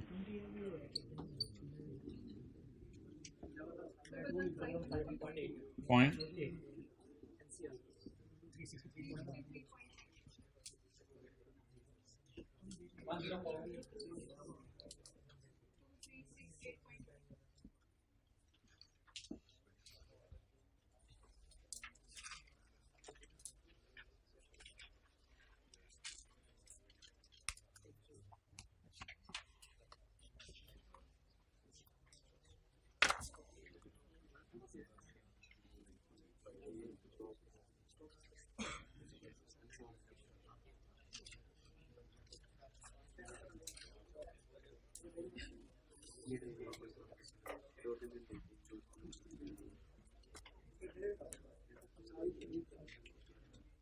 इधर लाओ यार कैमरा। अच्छा ये देखें इधर, दो दिन अब हमारे कंसोलिडेशन पे लगेंगे। फिर सैटरडे को तो 2 होती हैं, तो 1 2 3 4 5 ये तो बॉर्डर लाइन पे है वैसे काम। कोई 4-5 दिन इस पे लग जाएंगे और फिर IFRS 9 पे 29 30 2 दिन, कोई 3 दिन पता नहीं इसी महीने में निकाल लें अगले महीने में निकालें, तो IFRS 9 के 3 दिन इधर से शॉर्ट हो जाएंगे। फिर अगले जो 3 हमारे स्टैंडर्ड हैं उन पे 10 दिन लगेंगे, लेकिन बीच में शायद ईद आ जानी है। तो अगले जो 3 हमारे स्टैंडर्ड है, फाइनल अकाउंट IAS 1037 और IFRS IAS 1037 और IFRS 15, उन पे 10 दिन लगने हैं। तो ये मेरे ख्याल से 3-4 अगस्त तक तो शायद जाएगा ही। चलें, ईद की छुट्टियां भी अपना अपना बकरा इधर ले ओके, लेकिन फिर भी किसी हद तक शायद सेफ एंड पे ही है। चलें ओके, अब आप मोहतरम मुझे बता दें यार भाईजान, सारी बात का मतलब ये था कि अभी ना आधा पौना घंटा क्लास पर बैठिएगा, मतलब ये था कि अगस्त में आपको टाइम नहीं मिलना। चलें जी, 3 consolidated statement of comprehensive income for the year. आपको कोई ऑनलाइन वाले ऐसे ना हो लग रहा है कि उन्होंने अगस्त के लिए पुराने वाले लेक्चर भी छोड़े हों। अच्छा, फॉर द ईयर एंडेड ब्ला ब्ला ब्ला ब्ला ब्ला। चलें जी, ओहो वो तो हमने किया नहीं आज। टक टक टक टक टक टक टक। अच्छा, सेल को कैसे लेना है? पूरी है 11/12 11/12 11/12 11/12। चलें जी, पेरेंट की सेल 500, सब्सिडरी की 300 ज़रब 11/12। आगे कॉस्ट ऑफ सेल 240 100 ज़रब 11/12। आगे other income GP other income 190 plus 0 into 11/12। आगे एडमिन एक्सपेंस, अदर इनकम में भी एडजस्टमेंट्स होंगे ना, मैंने जगह छोड़ दिया 40 और असल में सब्सिडरी के 11/12 प्रॉफिट्स हमारे हैं सर। 1/12 कहाँ गए भाईजान? ये आप ही लेके गए हैं 1/12 इधर लेके जाके हमने पैसे देके खरीद लिए हैं और 11/12 कंसोलिडेट कर रहे हैं। आगे बस, लेकिन एक काम साथ ही कर देना है, वर्किंग 5 आपने खोल लेनी है, वर्किंग 5 इसको भी 11/12 ही करना है क्योंकि एस का प्रॉफिट सारा हमारा नहीं है।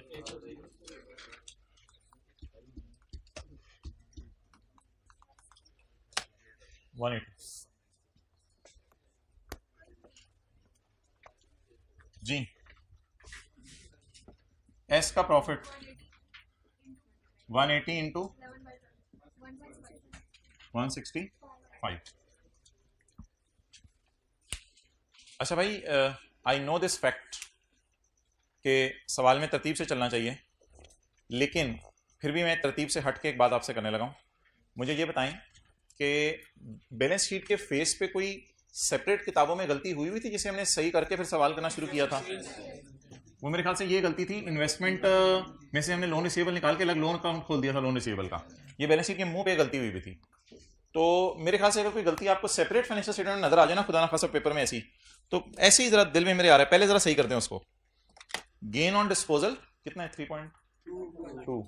गेन ऑन डिस्पोजल बस गलती से रिकॉर्डेड इन सेल, वो गलती से सेल में आ गया। तो ये तो सेपरेट फाइनेंशियल स्टेटमेंट की एरर है, इसको सही कर देता हूं मैं, फिर सवाल करना शुरू करता हूं। ये सेपरेट में एरर है, तो इसको सही कर दें बाकी एडजस्टमेंट्स, ताकि हमारी सिर्फ पे 6 और 7 वाली बचे, हैंड रिटन पे 6 और 7 वाली बचे। इस गलती को सही कर दें, ऐसी गलती सही करें किसी तरह कराएं। गेन सेल में पड़ा हुआ है, गेन मेरे ख्याल से सेल से निकाल दें, -3.2। अदर इनकम में डालें, एक्सपेंसेस में, गेन है ना अदर इनकम में, +3.2। ये गेन को सेल से निकाल के अदर इनकम में डाल दें। अब सवाल को शुरू से पढ़ना शुरू करते हैं। कैमरा उधर ही रखो। आपस का गेन उल्टाएंगे नहीं मेरे भाई, मैं इतना चीख चीख के बोल रहा हूं। सेपरेट फाइनेंशियल स्टेटमेंट की एरर सही कर ली है मैंने, तरतीब से एडजस्टमेंट में पढ़ूंगा। जब तरतीब में उस एडजस्टमेंट पे आऊंगा तो मुझे बता देना आपस का गेन शेन है, वो इंशाल्लाह मैं उल्टवाऊंगा इधर, सब कुछ करेंगे इंशाल्लाह। लेकिन मैं फिलहाल एक सेपरेट फाइनेंशियल स्टेटमेंट की एरर थी, जैसे मैंने ये वाला -10 इधर लोन रिसीवेबल में डाल दिया था, थोड़ी देर बाद मैंने ब्लू मार्कर से दोनों को कैंसिल भी कर दिया था, तो इंशाल्लाह सब कुछ होगा भाई। डिस्पोजल अकाउंट में तो ग्रॉस गेन ही जाता है ना, डिस्पोजल अकाउंट में तो गेन जाता है ना। उन्होंने क्या लिखा हुआ है, बेचने वाला तो गेन ही रिकॉर्ड करता है ना, गेन तो ग्रॉस ही करता है। हम कंसोलिडेशन पर्पस के लिए नेट ऑफ डेप्ट लेके जाते हैं।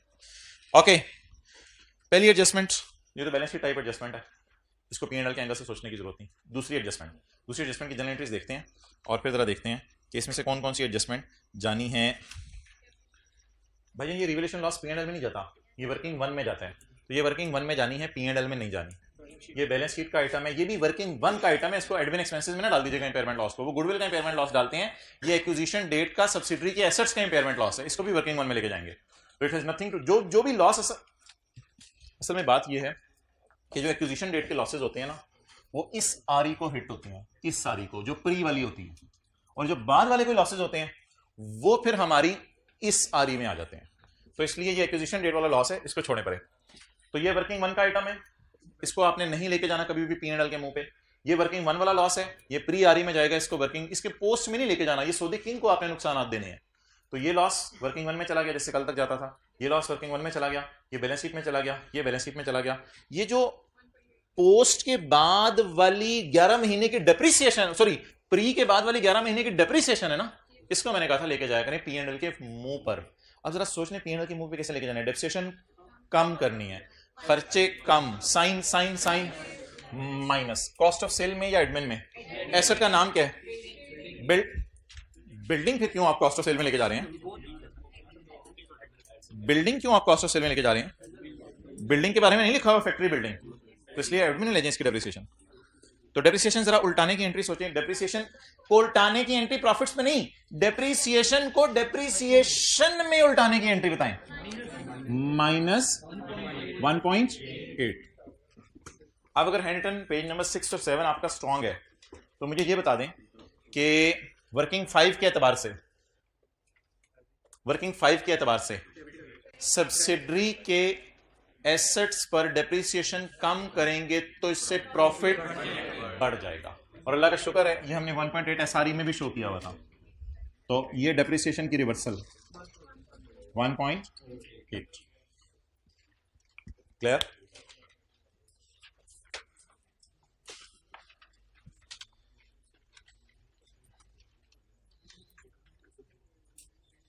एक दो शक्लें बन रही थी, मुझे लगता है इन्होंने हैंड रिटन पेज 7 नहीं देखा।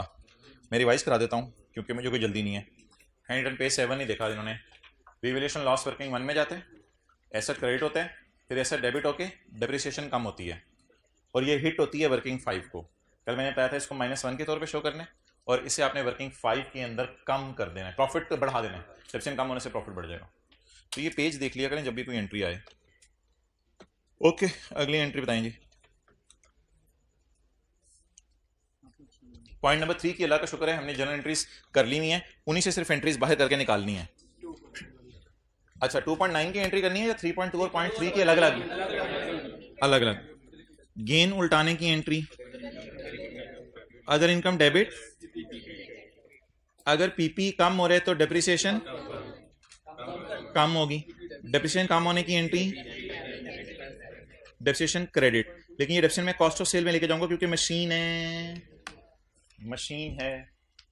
चलें जी, अदर इनकम डेबिट 3.2, वो जो 3.2 इधर आते हुए आपको मसला हो रहा था या मैंने माइनस कर दिया। अदर इनकम डेबिट 3.2,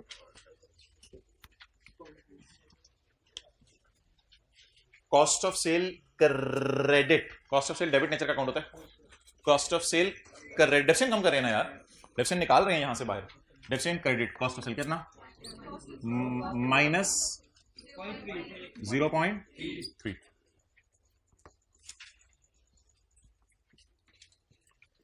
सेलर कौन था, पी या एस? सेलर, सेलर ना यार, पी सोल्ड अ मशीन, तो सेलर पी था, तो क्या ये एस प्रॉफिट्स को हिट करेगी या डू नॉट हिट वर्किंग 5? ये तो सीआरई टाइप एडजस्टमेंट है, इसका वर्किंग 5 से क्या ताल्लुक है? वो एसआरई टाइप चीजें कहां जाती हैं? वर्किंग 5 में। चलें पॉइंट 4 आखिरी, इसको जरा, ये तो व्हाइट बोर्ड पे हुआ है, इसका क्या करना है? इसको 20 को इसको सेल और कॉस्ट ऑफ सेल में से माइनस कर दें और 4 को कॉस्ट ऑफ सेल डेबिट कर दें, बस ठीक है, अधूरी एंट्री काफी है, कॉस्ट ऑफ सेल में डेबिट कर दें। तो 80 minus 80 minus 80, cost of sale में जगह ही नहीं है, माइनस 80 प्लस 4। एक और एंगल से सोच लें, सेलर कौन है? तो इधर भी तो प्रॉफिट रिवर्स किया ना, यही वाला प्रॉफिट रिवर्स करने 4 को, तो एस टू पी 4 को,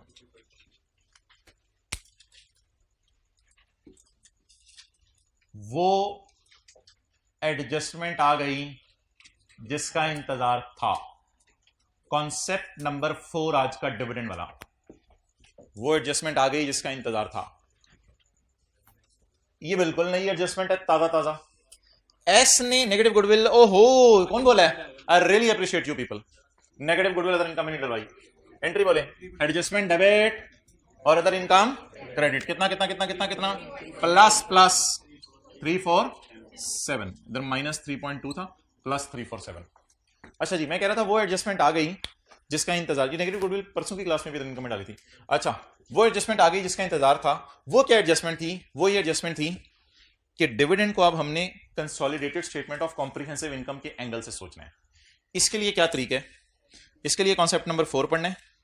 कॉन्सेप्ट नंबर 4 फरमाता है, consolidated statement of comprehensive income बनाते हुए P's share of S dividend other income में माइनस करेंगे अगर पी ने अदर इनकम में डाला हुआ है।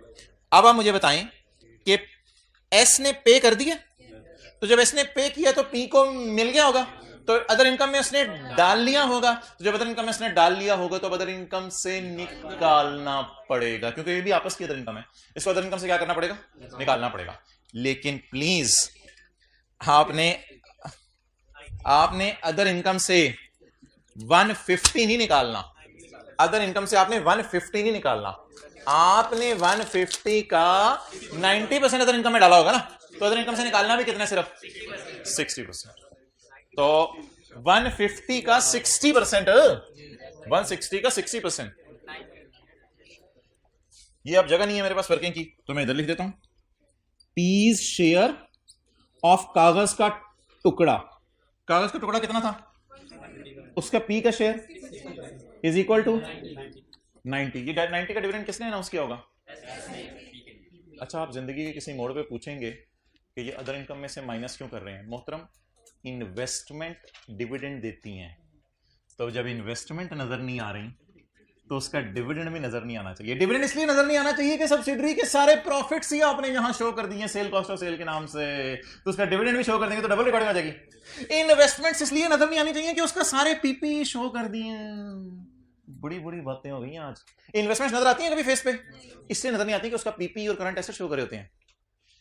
इधर सेल कॉस्ट ऑफ सेल आ गया सारा, तो डिविडेंड भी डालोगे तो डबल रिकॉर्डिंग हो जाएगी। सेल और कॉस्ट ऑफ सेल में से तो उसने डिविडेंड बांटा है, तो अदर इनकम से डिविडेंड निकालने का मकसद ये होता है कि उसकी सेल डाल ली है, उसकी कॉस्ट ऑफ सेल डाल ली है, तो वो सारी चीजें जब डालनी है तो फिर डिविडेंड को फारक करो, झंडी कराओ इधर से। तो बहरहाल ये तो मैं किसी और साइड में निकल गया। कॉन्सेप्ट नंबर 4 क्या था? अगर अदर इनकम में डिविडेंड पड़ा हुआ है तो निकाल दें पूरा कागज का टुकड़ा जो हमारा हिस्सा। ये एक बहुत बड़ी एडजस्टमेंट आ जा रही है, -90। तसल्ली से कराइएगा, कोई जल्दी नहीं। 690 255.4 430 436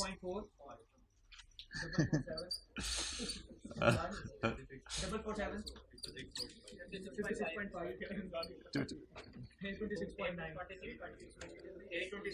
820। अच्छा, इसको दोबारा लिखें। 826.9 एट्रीब्यूटेबल टू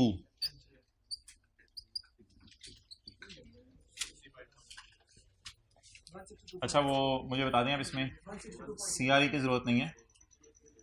एनसीआर 162.8 65.1